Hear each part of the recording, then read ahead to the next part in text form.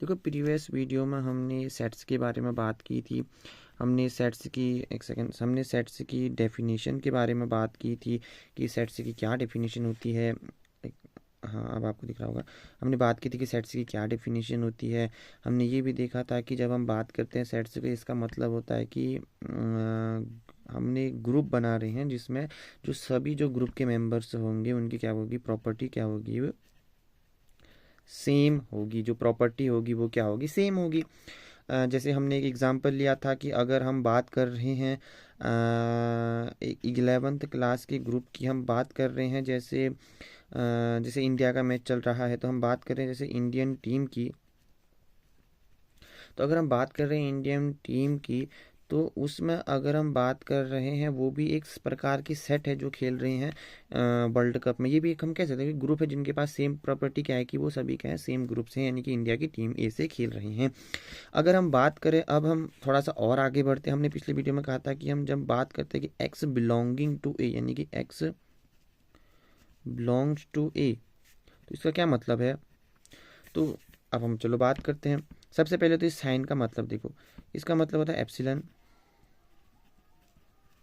तो जब हम बात करते हैं एप्सिलन, हाँ स्पेलिंग एप्सिलियन। तो जब हम बात करते हैं एप्सिलन की, तो देखो इसका मतलब क्या है। तो सीधा सिंपल का मीनिंग हो गया एप्सिलन एप्सिलन का। देखो अगर मैंने कहा कि एक्स एक्स बिलोंगिंग टू, इसका मतलब है कि जो एक्स है, एक्स इज अ मेंबर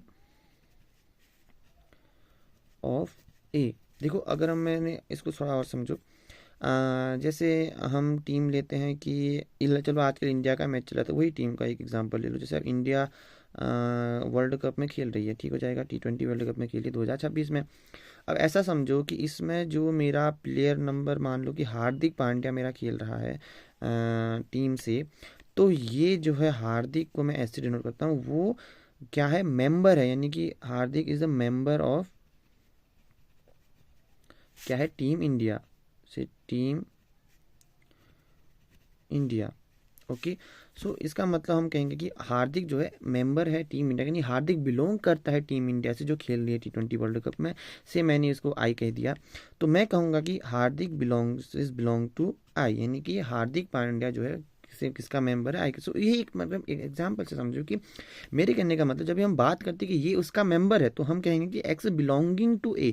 अगर चलो हम मैथमेटिक्स में आ गए, तो अब नंबर की बात करेंगे, जो ऐसी चीज़ें जो नंबर्स में चल रही हैं, तो मैथमेटिक्स के सेट से बात करें तो हम वही चीज़ें यूज करेंगे जो नंबर्स में। अब देखो मैंने जैसे एग्जांपल ले लिया, इंटीजर ले लिया, जैसे जेड से नोट करते हैं, आई से मैं नोट करता हूँ, तो मैं ज़्यादातर इसमें आई से ही नोट करता हूँ। देखो आई मैंने इंटीजर से कहा, फॉर एग्जांपल इंटीजर का मतलब क्या था, माइनस इन्फिनिटी से प्लस इन्फिनिटी के बीच में, सॉरी, हाँ। तो आई जो क्या होता है, आई बराबर होता है कि माइनस इन्फिनिटी और प्लस इन्फिनिटी होता है। मतलब माइनस इंटीजर का मतलब क्या होता है कि प्लस और माइनस जीरो सब मिला के होते हैं। तो मैंने एक काम कर दिया, मैंने -1 से लेके +10 तक का मैंने ग्रुप लिया, तो मैं इसको कहूँगा से जेड। तो ये जो जेड है वो बिलोंग कर रहा है इंटीजर से। तो क्या हो गया कि यानी जेड का मेंबर किसका है, इंटीजर का। वही बात हो जाएगी, तुम जिस चीज़ के मेंबर हो, तुम अभी 11th क्लास में हो, तो तुम 11th की जो, जैसे फॉर एग्जांपल तुम अभी 11th क्लास के मेंबर हो, ठीक हो गया, और तुम्हारा रोल नंबर मान लो 20 है। तो जो 20 रोल नंबर वाला बंदा है, या फिर ऐसे कर लो कि हमने 11th क्लास में टोटल 20 बच्चे हैं, और इन 20 बच्चों में मैं पहले 10 बच्चों को ले रहा हूँ, ठीक हो जाएगी। उन 10 बच्चों से मैं कह रहा हूँ कि तुम इंटरवल के बाद फील्ड में तुम खेलोगे, फॉर एग्जांपल तुम जो भी खेलोगे, वॉलीबॉल खेलोगे।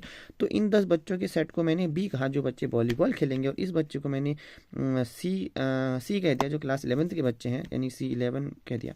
अब देखो जो बी क्या है, वो मैं किसके मेंबर है, क्लास 11th के मेंबर है। तो मैं कहूँगा कि जो बी बिलोंग करता है C11 यानी क्लास 11th के बच्चों से। तो ये ओवरऑल मीनिंग क्या हो गई, एक्स बिलोंगिंग टू, यानी कि एक्स मेंबर है ए का, ये इसका मतलब हो गया।